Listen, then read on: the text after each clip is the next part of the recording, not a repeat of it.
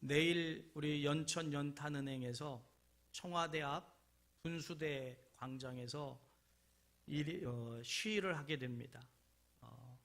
말은 1인 시위지만 1인 시위를 할 수 있는 게 아니고, 그래서 푸드뱅크 직원들도 같이 가서 아침 9시 반부터 저녁 5시까지 이렇게 지금 전국 30개 연탄은행에서 매일 27일째, 내일이 28일째입니다. 물론 주일은 빠지고요. 우리가 담당을 해서 내일 가게 됩니다. 큰 피켓들이 이렇게 만들어져 있어서 거기 서서 이렇게 서명도 받고, 그러면 그 광장에 많은 단체들이 수없이 와요. 그래서 뭐 구호도 외치고 데모도 하고 이단들도 오고 정말 엄청나게 많은 민원을 가지고 있는 1년째, 2년째 계속하는 그런 사람도 있고요. 저희는 지금 한 달간 작정을 하고 있습니다. 그래서 기자들이 와서 취재도 하고, 또 지나가는 사람들이 서명도 하고, 또 그것이 며칠 전에는 뉴스투데이에 나오기도 하고, 뭐 언론에서 많이 다뤄지고 있습니다. 그러다 보니까 산자부 과장 또 행정관이 찾아와서 제발 좀 하지 말아달라. 그런데 하지 않을 수 없는 이유가 연탄이 아니라 금탄이 되고 있어서, 저희가 연탄행 시작할 때가 380원 제가 기억하고 있어요. 한 장에. 네, 어느새 800원이 됐어요. 연탄 떼시는 분들 가정은 이렇게 아파트 같이 이렇게 외부 공기가 차단되는 게 아니라서, 연탄을 하루 석장, 그거는 아궁이 떼는 거고요. 지금은 보일러라서 그거 가지고 안 됩니다. 5장, 6장 이렇게 떼도 집안이 워낙 위풍이 있으니까 온도가 15도 이상 잘 올라가질 않아요. 아랫목이나 따뜻하고. 그러니까 더 떼고 싶어도 워낙 비싸니까 우리 연탄행에서 주는 연탄만 가지고는 추운 거죠.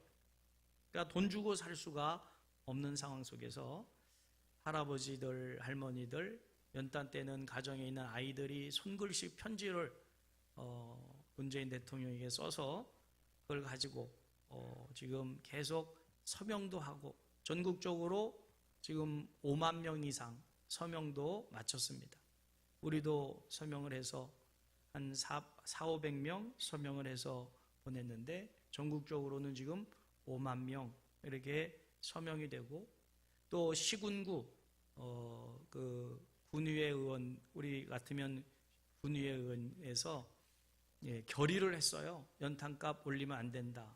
청와대로 지금 한 7개 시군구에서 연탄값 인상 반대 결의를 해줬습니다. 근데 그동안 쭉 진행되는 걸 보면 이제 피켓만 들고 서 있어서 내일은 가서 길거리 버스킹을 하려고 그래요. 제가 색소폰 악기를 좀 할 줄 아니까, 그래서 좀 더 이목을 집중시키고 오고 가는 분들 이렇게 관심을 좀 기울이게 하려고, 허락이 된다면 그렇게 하려고 합니다. 근데 인원이 최소한 10명 정도는 돼야 되는데 지금 5분밖에 안 돼요.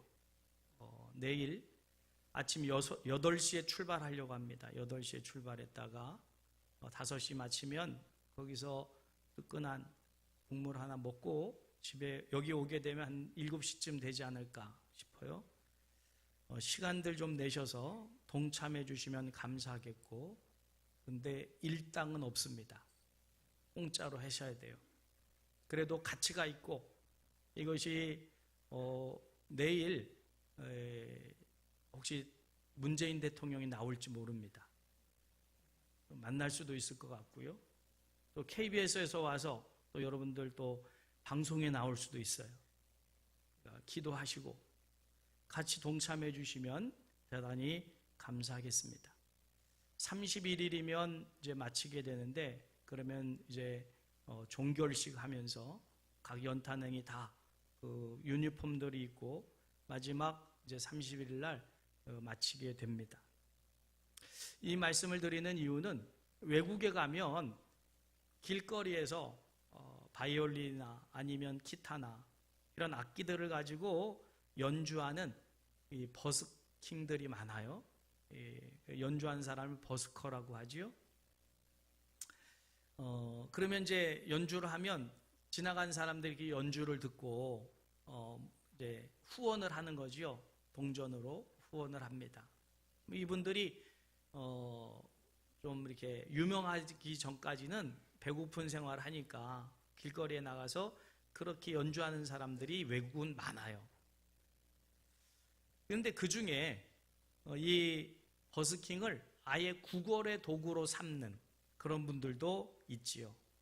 영국의 한 길거리 모퉁이에 남루한 노인 한 분이 낡은 바이올린을 가지고 연주를 하고 있습니다. 그것은 구걸을 위함이죠. 그래서 앞에 모자를 이렇게 엎어놓고 뒤집어 놓고는 지나가는 사람들 이제 좀 도와달라 이런 목적으로 바이올린을 연주하고 있는데, 문제는 그 할아버지가 연주하는 소리는 음악이라기보다는 소음에 가까워서 아무도 관심을 기울이질 않습니다. 그냥 지나쳐버리고 그 모자에는 동전이 몇 개 모여지지 않고 있습니다. 근데 한 사람이 거길 지나가다가 그 모습을 봤어요. 그리고 할아버지에게 다가가서, 우리나라 사람들은 외국에 가든지 주머니에 항상 현찰을 많이 가지고 있는 사람들이라서 또 이 소매치기나 이런 강도들의 표적이 되기도 하지만 외국 사람들은 현찰을 잘 지니고 다니질 않는다고 그러지요. 그러다 보니까 거기 넣어줄 돈도 없는 거지요. 넉넉치 않아서 한 분이, 할아버지, 제가 드릴 돈이 없으니 제가 대신 바이올린을 좀 연주해 드리겠습니다. 그래서 할아버지에게 그 바이올린을 받았어요. 조율을 하고는 그분이 바이올린을 가지고 연주를 시작했는데, 그 낡은 바이올린에서 정말 신비한 음률이 울려 퍼지기 시작했습니다. 사람들이 그 신비로운 아름다운 음악 소리에 발걸음을 멈추고 거기 모여들기 시작했어요. 많은 사람들이 모여들었고요. 그러는 사이에 그 할아버지의 모자에도 가득 지폐와 동전이 쌓였습니다. 그때 한 사람이 큰 소리를 칩니다. 저분은 이탈리아의 유명한 바이올리니스트 파가니니다 라고 외쳤어요. 그분은 진짜 이탈리아의 유명한 명연주자 파가니니였습니다.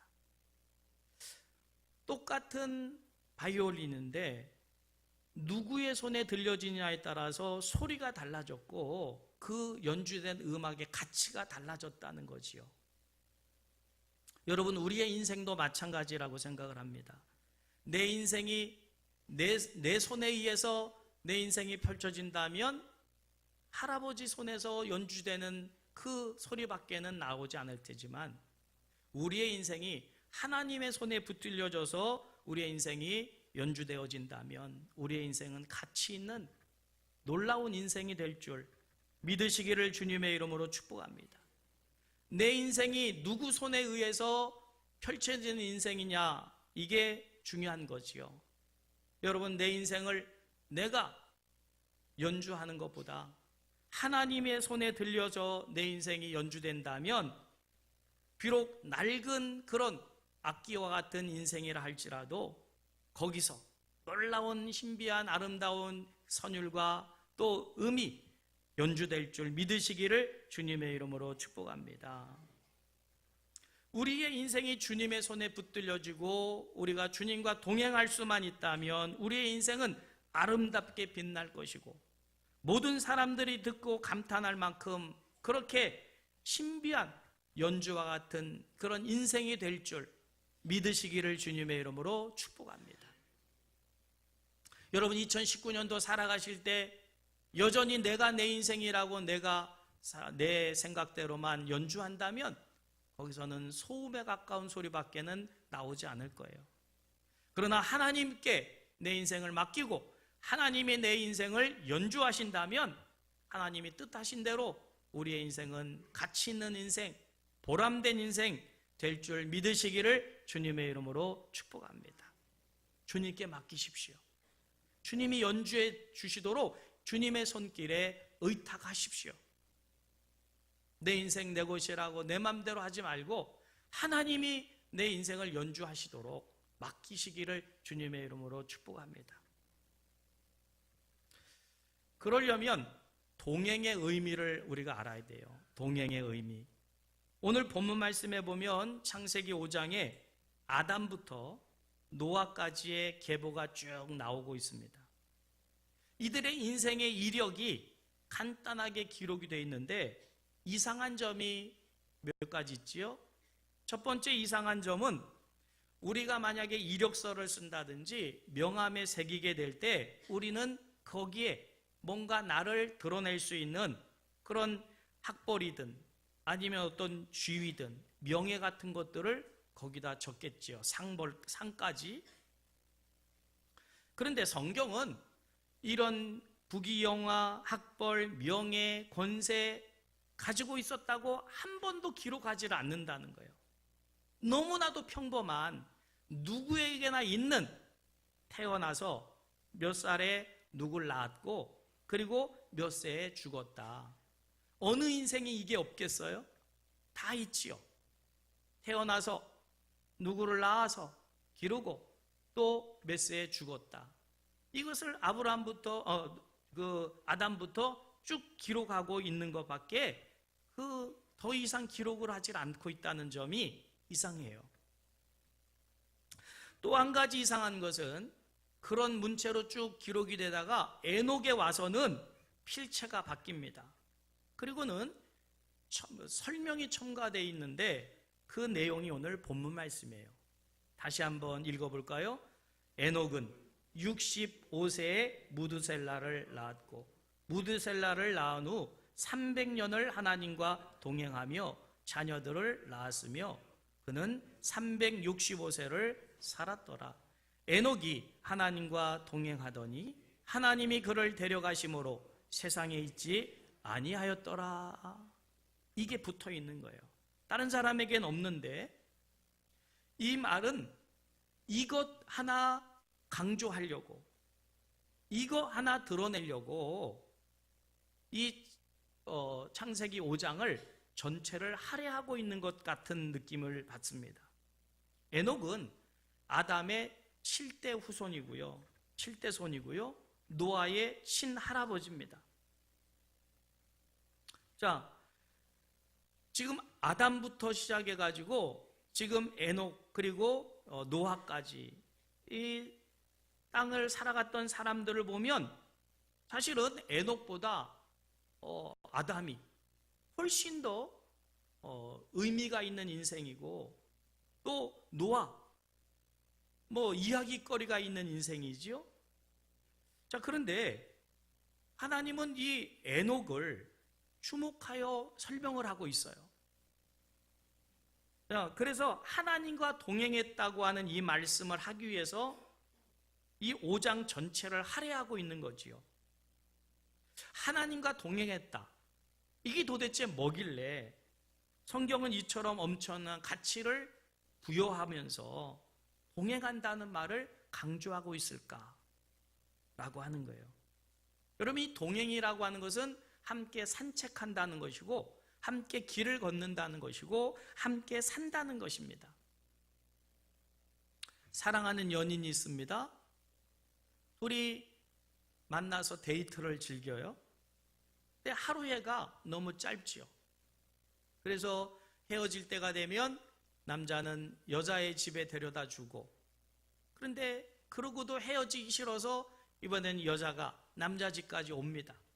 그렇다고 남자가 쏙 들어갈 수 없죠. 자기 집으로. 어떻게 여자를 밤늦게 혼자 가라 그래요. 다시 또 집으로 데려다 줍니다.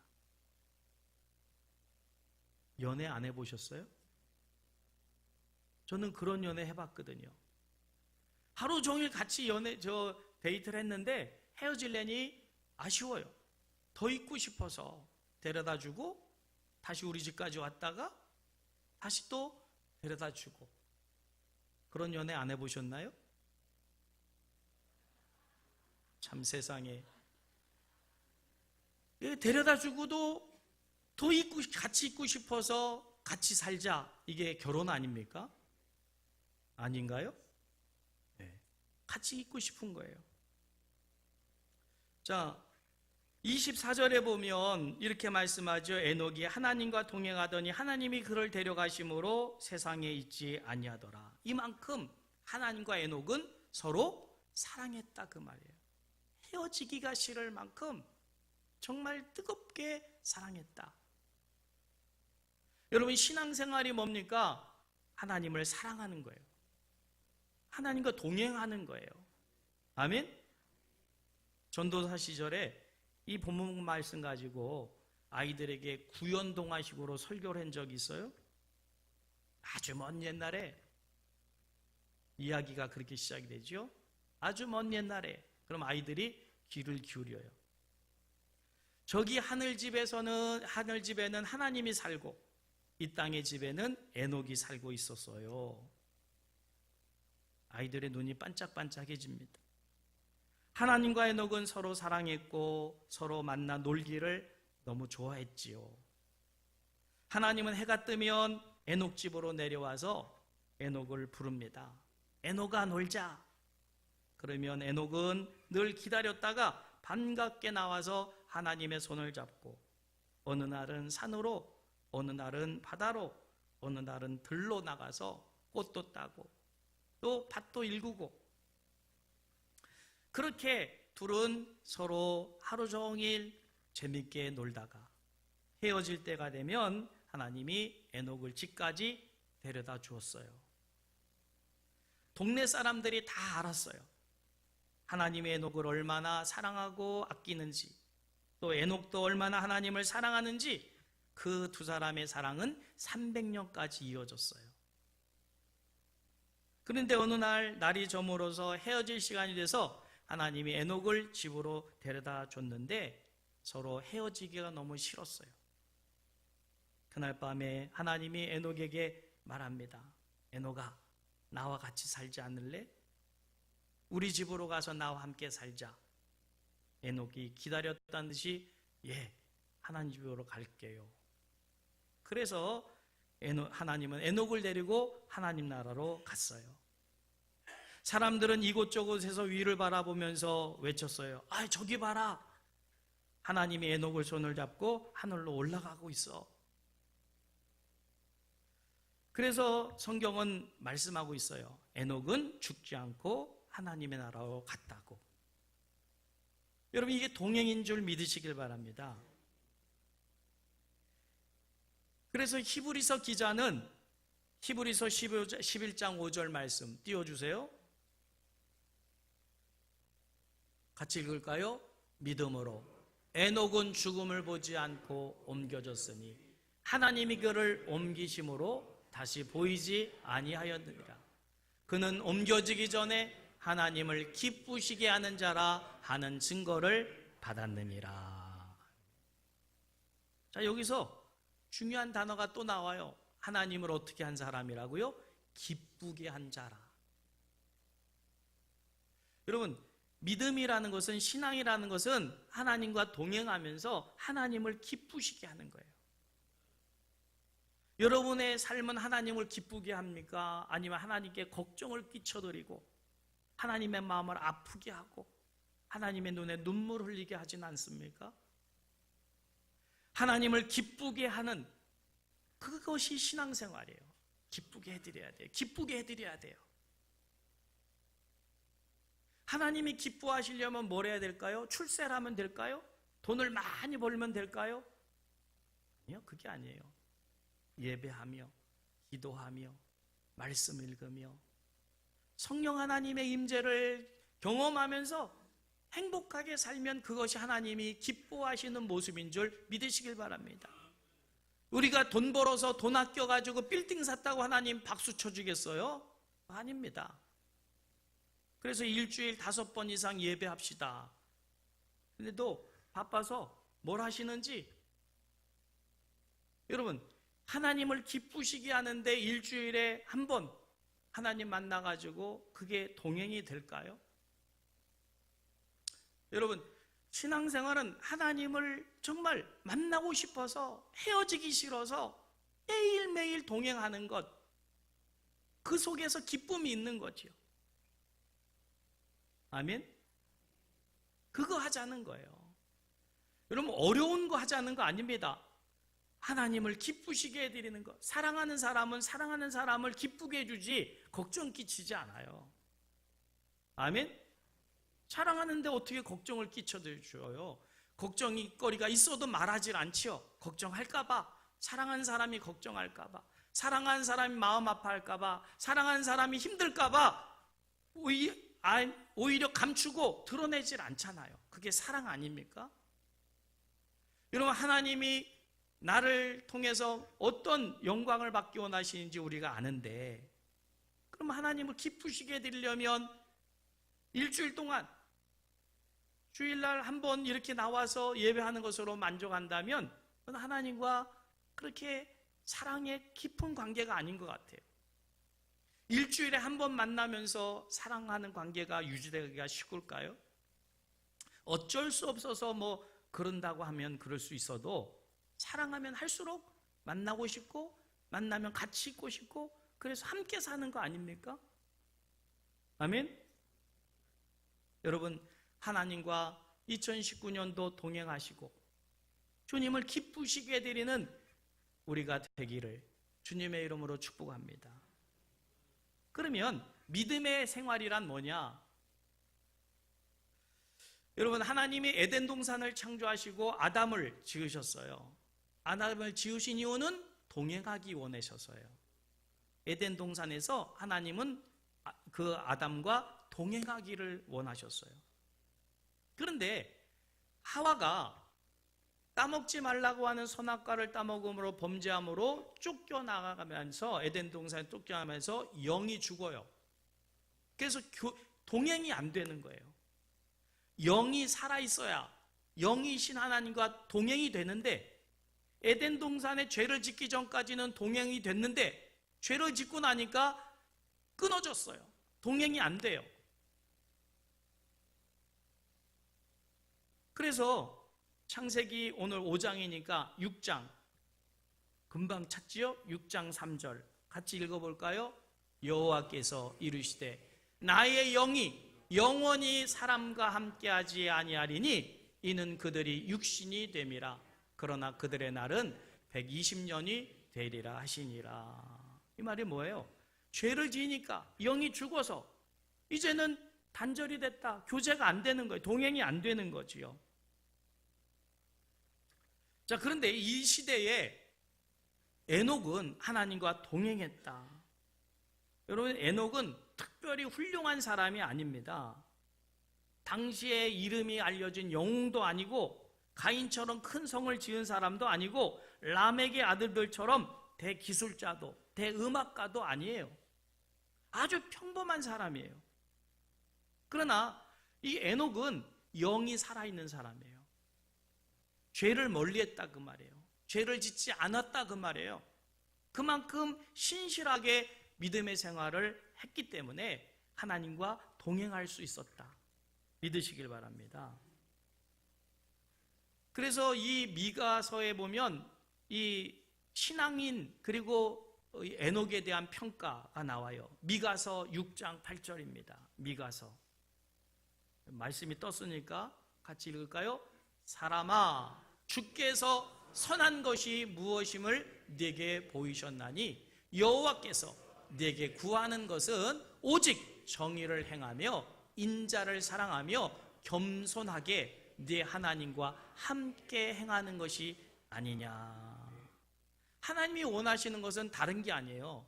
말씀을 따라서 세상을 본받지 말고 정의를 행하고 공의를 행하고 하나님을 사랑하며 겸손히 하나님과 동행하는 것, 이게 믿음의 생활인 줄 믿으시길 바랍니다. 그리고 그게 바로 하나님을 기쁘시게 하는 것이지, 우리가 무슨 큰 업적을 이루었다고 하나님이 기뻐하시질 않아요. 그래서 믿음이란 큰 업적을 쌓고 대단한 자리를 차지하고 출세하고 성공하는 성공주의가 믿음이 아닙니다. 믿음이란 지식을 쌓고 신비한 교리를 배우고 성경의 난해한 말씀을 이해하는 것에 있는 게 아니에요. 믿음은 그런 것 없어도 예수님을, 하나님을 사랑하면서 따라가는 게 믿음이에요. 아멘? 누구나 할 수 있어요. 마치 룻기에 보면 모압 여인 룻이 이제 결혼을 했지요. 그런데 남편도 죽었어요.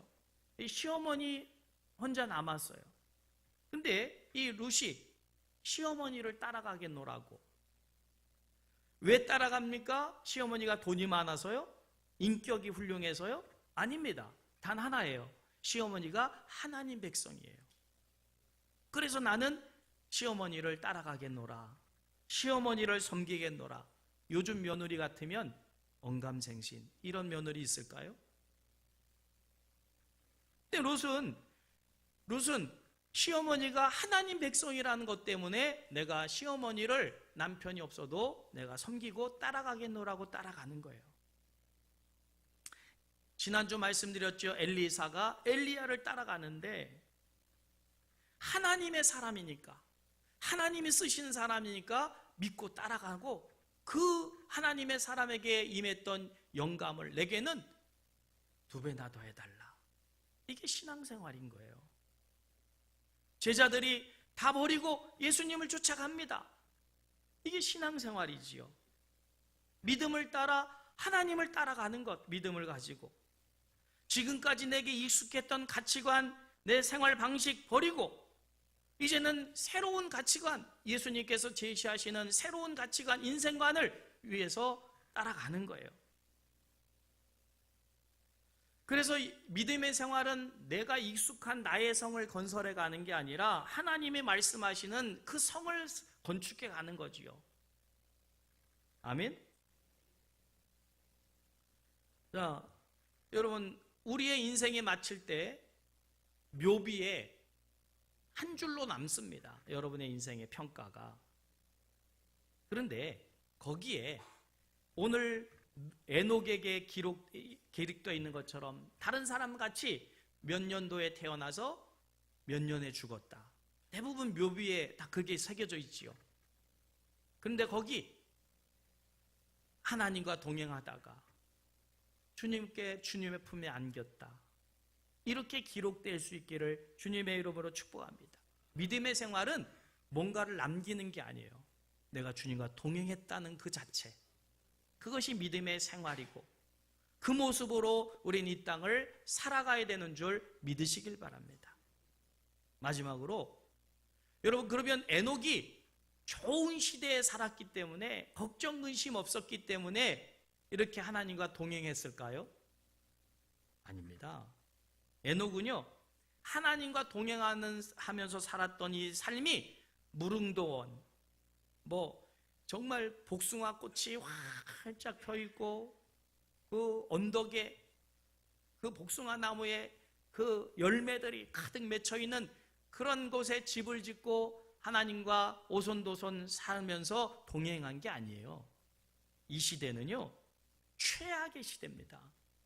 죄로 인하여 관영된 시대예요. 곧 노아의 심판이 임하는 때입니다. 그래서 이 무두셀라를 낳고 무두셀라가 이 노아를 낳잖아요. 그러면 곧 심판이 임하는 시대예요. 이 시대가 얼마나 죄악이 관영한 시대냐면요, 살인을 즐기는 시대고요, 살인을 부끄러운 것으로 하지 않고 아예 자랑을 하는 시대인 거예요. 찾아볼까요? 창세기 4장 바로 전이지요. 이 시대가 어떤 시대인가를 성경은 말씀하고 있어요. 4장 23절 말씀 같이 읽을까요? 라멕이 아내들에게 이르되 아다와 실라여 내 목소리를 들어라.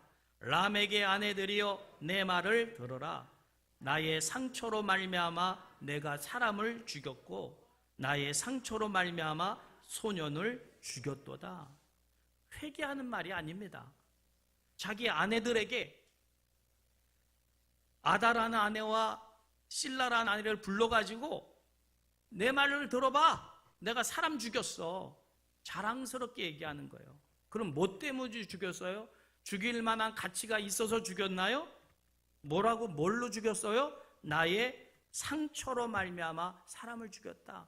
즉 기분 나빠서 사람을 죽이고 그 다음에 나의 상함, 내가 손해본 것 때문에 안갚음을 했다 그 말이에요. 사람을 죽이면서. 이게 정상적인 시대입니까? 이거는 죄로 인하여 멸망당해야 될 마땅한 시대의 모습을 성경은 말씀하고 있어요. 얼마나 잔인한 시대인지 몰라요. 여러분, 마음에 미움이 있는데 미움이 살인이라고 성경은 말씀하는데 미움을 품고 신앙생활하는 분들도 있어요. 그건 지옥입니다. 하나님은 그걸 다 보고 계셔요. 그래서 이 시대에 대해서 24절 뭐라고 말씀하셔요? 같이 읽을까요? 가인을 위하여서는 벌이 7배일진데 라멕을 위하여는 벌이 77배로다. 가인이 무슨 죄를 저질렀어요? 가인도 살인죄를 저질렀죠. 누구를 죽였어요? 자기 동생 아벨을. 뭐 때문에 죽였어요? 시기에서. 하나님이 아벨의 제사는 받고 자기의 제사는 안 받으니까 시기심에 죽였어요. 그게 옳은 사람입니까? 아니죠. 어떻게 동생을 시기심에 죽여요? 근데 신앙생활하면서 시기심에 사람을 죽이는 성도들도 있어요. 이게 심각한 죄예요. 그래서 이 죄에 대해서 하나님은 뭐라고 말씀합니까? 가인에게는 벌이 7배다. 결국 그 살인죄에 하나님이 용납하지 않았어요. 내가 7배의 벌을 내리겠다. 동생 사랑하라고 줬더니 사랑하지 않고 시기하여 죽인 가인은 7배의 벌을 받을 것이다. 그런데요, 라멕은 어떻다고요? 벌이 77배다. 얼마나 잔인하면, 얼마나 죄가 그 마음속에 가득했으면 하나님이 가인에게 줬던 7배보다도 77배의 죄를 묻겠다. 그러니까 이 에녹이 살아가는 시대가 쉬운 시대가 아니에요. 믿음 지키기가 쉬운 시대가 아니에요. 그래서 오죽하면 하나님이 그러면 참다가 노아 시대에 아예 홍수로 쓸어버리십니까? 근데 에녹은요, 시대가 악하다고 탓하지 않는 거예요. 환경이 안 좋다고 핑계대지 않는 거예요. 하나님을 기쁘시게 하는데, 신앙생활 하는데 하나님 저 바빠서요 새벽 예배 못 나와요. 전 체질상의 새벽 예배 여러분 전 못해요. 이런 거 안 했다 그 말이에요. 에녹은 시대가 아무리 악해도 에녹은 어떻게 했다고요? 하나님과 동행함을 멈추지 않았다. 핑계하지 않았다. 자, 그래서 에녹이 유다서에 보면, 유다서는 신약성경 요한계시록 마지막 바로 전이 유다서예요. 유다서 1장 14절에서 16절을 보면 에녹이 이 시대를 향하여 말을 하고 있어요. 자기가 살았던 시대. 찾으시라고 말씀드리는데도 찾지를 안 하셔. 또 이제 말씀이 뜰 때니까. 그래도 자, 읽읍시다. 시작. 아담의 7대손 에녹이 이 사람들에 대하여도 예언하여 이르되 보라, 주께서 그 수만의 거룩한 자와 함께 임하셨나니. 넘겨주셔요. 15절. 네. 이는 무사람을 심판하사 모든 경건하지 아니한 자가 경건하지 않게 행한 모든 경건하지 않은 일과 또 경건하지 않은 죄인들이 주를 거스려 한 모든 완악한 말로 말미암아 그들을 정죄하려 하심이라 하였느니라. 16절, 이 사람들은 원망하는 자며 불만을 토하는 자며 그 정욕대로 행하는 자라. 그 입으로 자랑하는 말을 하여 그 이익을 위하여 아첨하느니라. 여러분, 혹시 여기에 내가 해당되지 않습니까? 원망, 불평, 신앙생활 하면서도 내 입에 이런 게 없을까요? 여러분, 하나님은 결코 우리의 입술의 말을 그냥 안 들으시는 게 아니에요. 그리고 내뱉은 말이 사라지질 않아요. 그건 하나님이 다 기억하고 계셔요. 그래서 신앙인들은 함부로 말할 수가 없어요. 아멘. 노아는요, 입술로 범죄하지 않았어요. 세상이 아무리 악해도, 환경이 아무리 안 좋아도 입술로 불평하지 않았어요. 올해 2019년도 살아가는데 여러분의 인생에 좋은 일만 있을까요? 아니요. 환난도 있을 수 있어요. 질고도 있을 수 있어요. 뜻하지 않은 사건, 사고도 있을 수 있어요. 그럴 때 에녹은 어떻게 했다고요? 입술로도 원망치 않았다. 이게 신앙생활이에요. 에녹은 최악의 시대에 최악의 환경 속에서 최악의 길을 살아가면서 한 달, 1년? 아니요, 300년을 동행했다는 거예요. 여러분, 하나님과 신앙생활하는 것이 내가 지어먹은 마음 가지고 몇 달 해보고 새벽기도 해보고 끝? 이게 아니고, 한번 내가 하나님을 사랑하기로 했으면 주님이 나를 오라 하시는 그날까지 끝까지 그 믿음, 그 사랑, 그 신뢰, 그것을 이어져 가는 게 신앙생활인 줄 믿으시기를 바랍니다. 여러분, 2019년도 살아가시다 보면 지칠 때 있을 거예요. 또 탈진도 올 수 있을 거예요. 갈등도 올 거예요. 그럴 때 이 말씀을 꼭 기억하시기를 바랍니다. 에녹은 그럼에도 어떻게 했다고요? 300년을 하나님과 동행했다. 하나님은 여러분과 동행하기를 원하십니다. 하나님과 동행하는 삶을 살아가는 우리 모두 되시기를 주님의 이름으로 축복하면서 말씀 생각하면서 우리 하나님께 주께 가오니 함께 찬양 드리겠습니다.